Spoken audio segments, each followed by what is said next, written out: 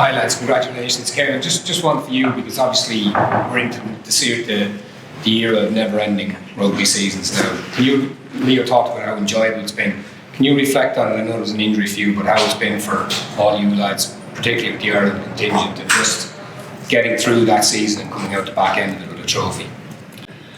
Yeah, it's been very enjoyable. Like, I obviously came off the back of a big enough injury last season, and you realise when you're out of the game how privileged we are to be in the position we're in. So through the injury period, I was craving some of these big days, craving the European days, craving knockout rugby at the end of the season, craving some of the big days with Ireland, and there's been quite a few of them this season. I think to finish it off in this nature in Croke Park with a win like that is very satisfying. We've spoken quite a lot about, as I mentioned there, 8 or so lads moving on and what they've delivered on over the last number of years and how they've impacted all of us, some of our best mates moving on. So we've really tried to relish the time together, train hard, but enjoy our time outside of that. And there's been plenty of good memories made. So yeah, it's been a memorable one. Brendan, where did you get the photo where it looks like I'm behind bars? Say that again? Where did you get the photo? It looks like it's behind bars. Photo? Yeah. It was sports file. What is it? Yeah. Where are the bars? It was on sports. I was from there. They shot it through the trophy. True. The trophy. So somebody was supposed to bring it with them. Can you just talk us through kind of how the players have dealt in the last 3 or 4 weeks in terms of the few days after about regrouping and getting it all together? Was there a particular meeting or a particular kind of even social gathering where you kind of resolved to kind of come back stronger, or has it happened more organically than that, or how could you tell us a bit of insight into how that's kind of functioning? It happens quite organically. I mean, we shared a few beers off the back of the Bilbao game, which I think is important. As Leo mentioned, post that game, like getting to a final is a privilege and is a big enough deal in itself. So enjoying a few beers after that I think was important. And then it was about turning the page, riding the little bit of emotional roller coaster and kind of feeling through the impact and the stages of grief, I suppose. But turning the page quickly to a knockout game. And we had, as Leo mentioned there, last week with the week off, we kind of dove a little bit deeper into the Bilbao game as well, knowing that we had another final and taking some learnings from on a little bit of a deeper scale from that. So there's been a couple of meetings, but yeah, that piece around the group and knowing that a few guys are leaving has been a big motivator that we've touched on consistently. Thank you. Can you talk to us a bit about the resilience of the group and to kind of come back and win this trophy? Because even looking forward to the way they fell away from the top 14, like what that when you get took out of it. Yeah, like it's a testament to the work that goes on. I think is the big thing. Like, okay. It's what that's sort of like the analogy of the war on two fronts. Like it's hard to do, isn't it? So, and you see it like obviously when we're sort of gearing up for particularly some of those Champions Cup knockout games, because obviously it goes into last 16 quarter final.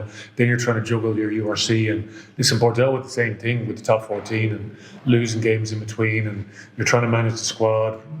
And that's where you rely on the group and all the work that goes in to get the group to that point. So, like 7 playoff games is a lot, isn't it? Like where it's sort of do or die on all those games, and sometimes you might get ahead, but teams are going to be. It's hard to shake teams off in a playoff game because they're going to play right to the death. So, but yeah, listen, I think it's a testament to some of the work that goes on, and with the backroom team, the playing group, keep pushing each other on, show the right characteristics. Caelan touched on Lukey, having people that are putting the team first, because there's a lot of tight selections during the course of a season. People can't throw their toys out of the pram. They need to be ready. They need to prepare the team well. So all that good stuff, and that's what we need to just keep leaning into as a group, because that's what gets you consistently to the big days. Because the juggling the two things is a challenge, but it is a great challenge to try and take on. We nearly did it, But like unfortunately we a really poor 30 minutes in Bilbao. But we still need to continue to try and learn from that. So, and we just need to keep improving. And as I said, like, it's all about, what do we want to do? We want to keep bringing young players through, and we get an opportunity that during pre-season in particular, because we've a good chunk of guys heading away to Australia next week. So it's making sure that we get quality coaching into those guys, because that creates the competition down the line. And the most obvious example of that is Jerry Kerr and Alex Usmanov, because you're missing 3 international loose heads going into the game today against probably the most formidable scrum in the competition, and those guys are standing up to the test, because that's what you need to do to be able to compete over the course of the way the season is set out. So as I said, but it goes back to the work that takes place day in, day out, show the right characteristics, turn up for work, really enjoy yourself, give all of yourself, and that's what it's all about, isn't it? Like, that's the beauty of the sport, the privilege that we have to be involved in a sports team, not take two things too seriously or too personal, and just enjoy the ride. Because listen, we're so fortunate to be here at the end of a season when you're playing in Croke Park and you get a proper, like, hair stand up on the back of your neck with the sort of feeling of love from the crowd, which is people are very, very passionate about the team, which is fantastic, and we want to continue to grow that as much as possible, because we were on the police escort on the way here, and I'm actually looking into Donnybrook, which is obviously Energia Park, where I would have stepped in as a 19-year-old when Mike Ruddock was appointed Leinster's first head coach, and he was showing us clips of Leicester against Brive, which was that year's European Cup final where Brive beat Leicester. But I just think back to those Donnybrook days where it all began on that sand pit of a pitch. And it's an amazing, like, that's what's flashing through my mind there today. And I'm thinking, here we are, off to Croke Park to play against the Bulls in the middle of June. It's like, it's sort of, who would have thought that being possible? And here we are. Like, it's so immensely proud of the group, and just to be part of it. It's a great thing to be part of. That's good stuff, isn't it? You mentioned to me at the start sort of negativity you can. Oh, come on, think positive. I was all positive there. Don't drag me into negativity. Has that been hard to ignore for you and the coaches? Because it seems to have almost grown this season. I don't know. Yeah, I had a grumpy press conference after the Lions game, but it was an 8:00 kickoff. The game finished at 10. I'd been at my 30-year out school reunion the day before, where I maybe had one or two many.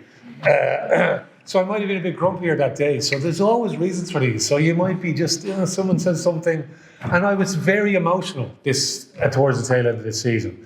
And there's lots of different reasons for that. So, but that's just sometimes, like, it happens, it comes out. And I definitely think, there's a real love for the team, and we are protective of the team. So if someone says something not nice about us, I was slagging Zebo off there, because he's like, it's a lot of it's formed off the back of the Munster trolls, would be my feeling. So, but anyway, that's just life. We just need to deal with it. Like, it's a very different landscape, isn't it? Because people can just fire whatever's going through their mind at any moment in time these days. So the landscape is different. Listen, we know that. So, but I shouldn't be sensitive. So I'll be critical of myself here. So let's be positive. It was a great day today. Fair enough. I'm looking forward then. You obviously care about that some more than anyone, and are probably more grounded than anyone tonight, I would say. What's next for this team? Well, next is for this team is what I touched on already is the international guys, and we want to see that. Like, it's listen, I would have given anything to have one more cap for Ireland. When I was playing.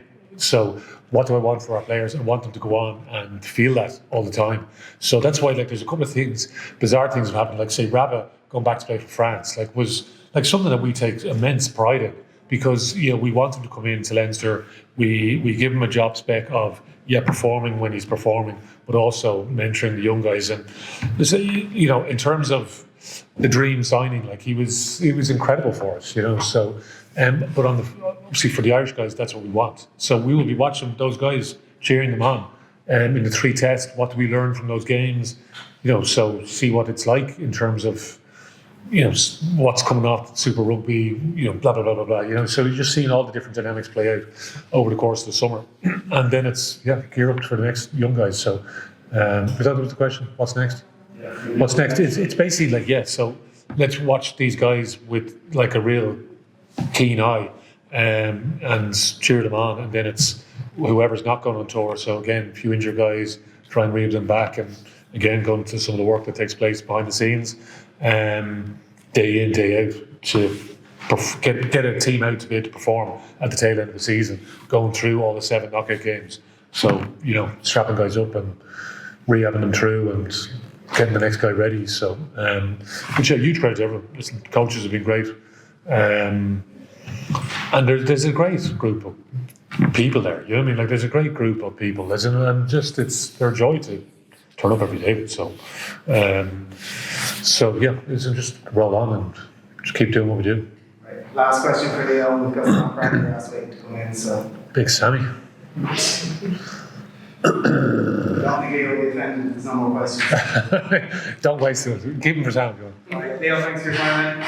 Oh, Here you go. It is a bit of a light tackle on coach. Obviously, your team knows how to bounce back from losing a final to go on to a final to win. What would be your advice to the Bulls? Because in the 4 that they've shown up for this competition, they've lost 50% of those to your side. What does it take to bounce back from the loss of the final to be in the position that you are in? There's always like a fallout from these games, isn't there? Like, there's always a fallout, is in what we experienced anyway. It's messaging back and forth with Jake. Even obviously, Jake was here this time last year. So, and as I've talked about plenty of times, like Jake, when I was a young coach, I went away to a Six Nations coaching conference. So, young coaches, the way it's structured is 5 or 6 coaches from all the Six Nations teams, and listen, Jake was the guest speaker, and I just finished playing. I finished my first year as coaching, and he was very, very good to me. So I learned a huge amount from him over the years. But there's the fallout from these games. That's the unfortunate reality of it. So, but it's the groups just need to stay tight together, don't they? And listen, Bulls have so much quality. They're building every year, and Johan is a great character, and it's his first season in the gig there, and I'm sure he'll have learned plenty from the dynamic of managing the season, because it's different to probably what he would have been traditionally used to. So, and then you need your leaders to lead, and that's what it's all about, isn't it? Leaders leading all across the board and staying tight as a group, and hopefully you will win on the next big day.